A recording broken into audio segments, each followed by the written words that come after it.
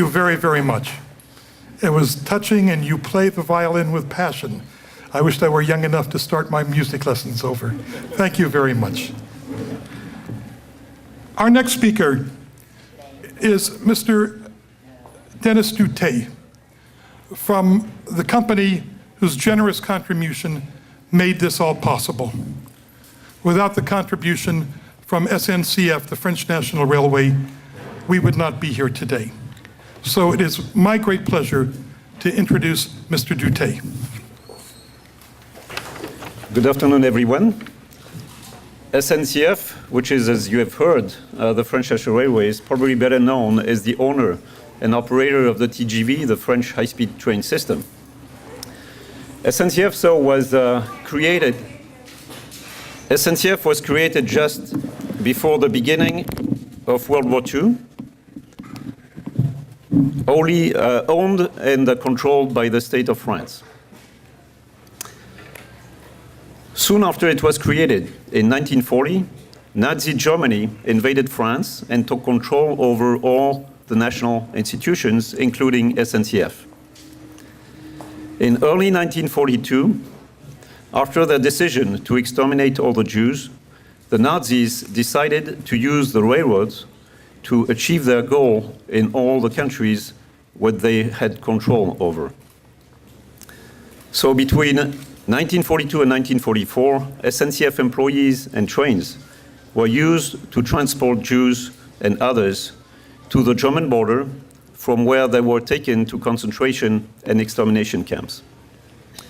In the early 1990s, SNCF decided to make a long-term commitment in historical research, in memory actions, in transparency on all what had happened, and also on education.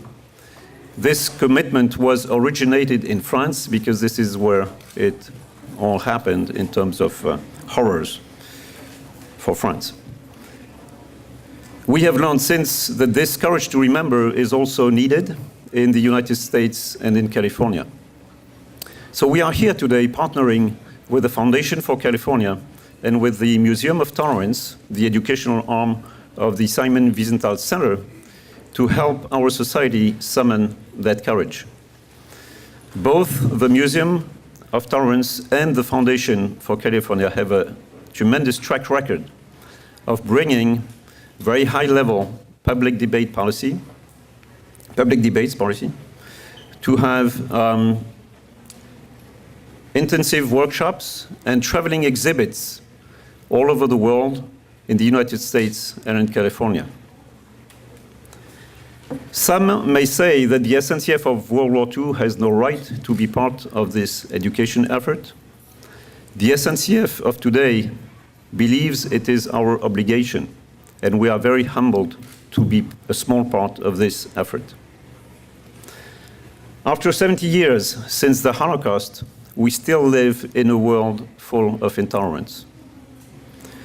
The courage to remember what happened before is still necessary to have the courage to influence what will happen ahead. It is not only right, but it is vital that we all summon the courage to support the initiatives and the work of institutions like the Museum of Tolerance and the Foundation for California. There can never be enough done to right the wrongs of what happened during the Holocaust. In the words of Maya Angelou, history cannot be unlived, but if faced with courage, need not be lived again. Thank you for your attention. It is a privilege to be here today. Thank you very much. We have a number of important public officials and university officials with us today. And so I'd like to begin by asking Assemblywoman Linda Halderman of the 29th Assembly District, who is here to say a few words. Assemblywoman. I'm very grateful to be part of today. It is far more personal than political. I am joined by my staff, Christine Caprillion, who is of Armenian descent, and it is especially moving to me to have her stand beside me for this event. We also stood together during the Armenian Genocide Remembrance Day. I have a family photograph. It's my whole family album. It's one picture, and in it there are 150 people.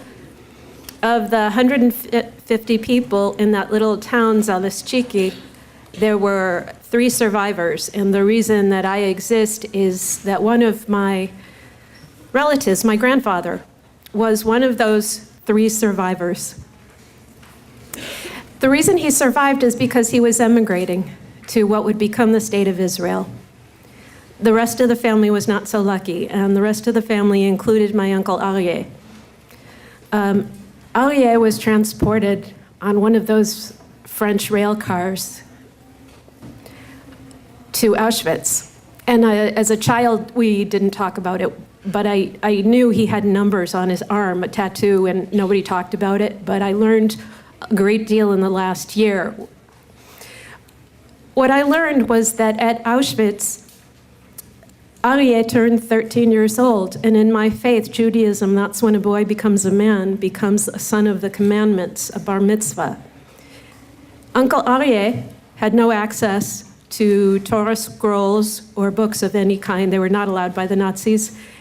And so the elderly rabbis interred with him at Auschwitz taught him by memory his portion of the Torah to read.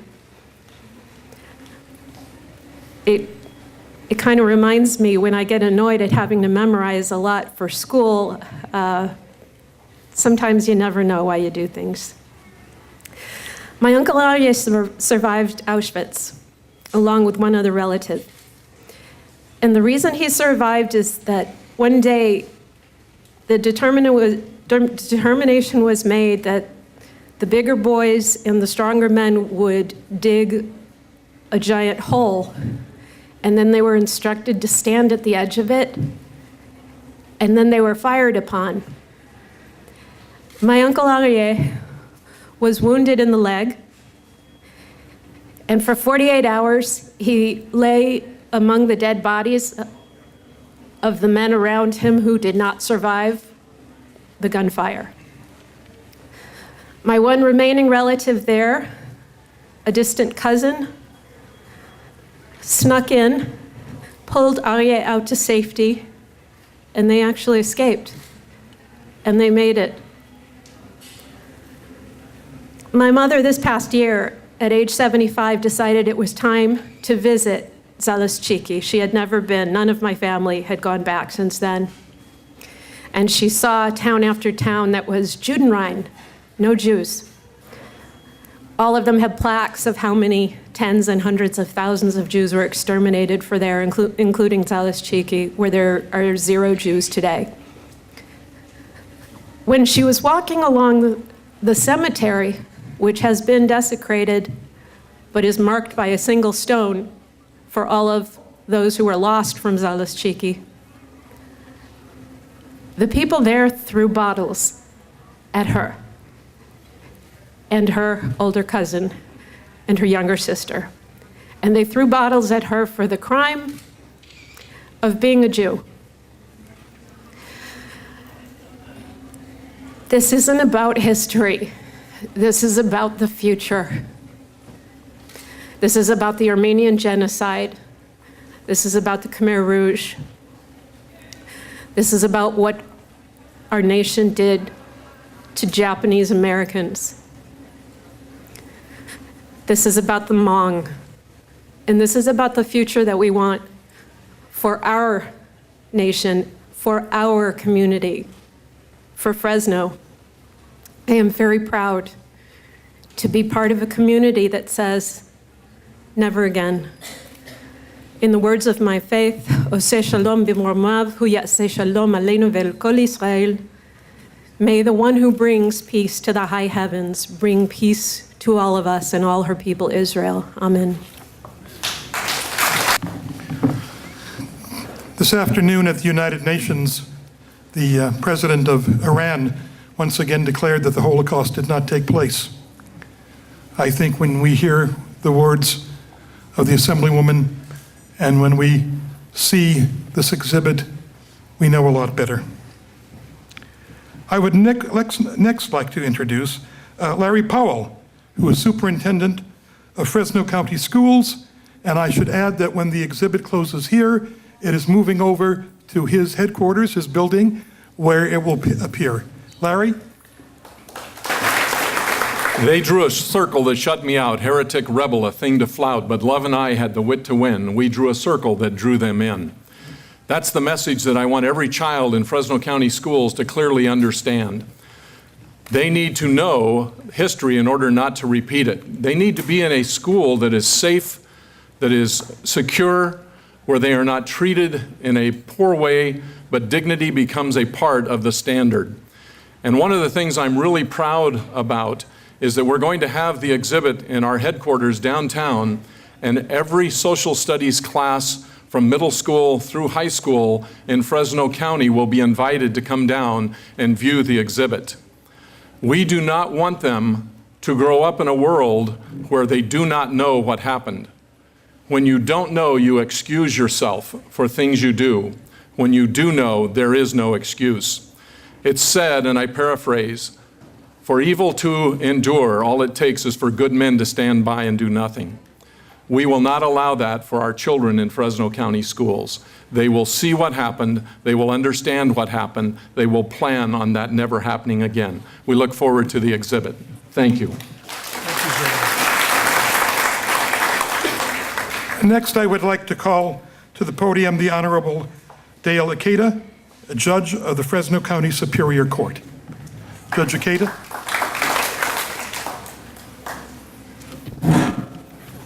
Thank you. It's an honor to be here. Let me preface my remarks by acknowledging other judges who are here, Judge Wayne Ellison, David Kellum-Carrion, Kent Hamlin, and Rosendo Pena.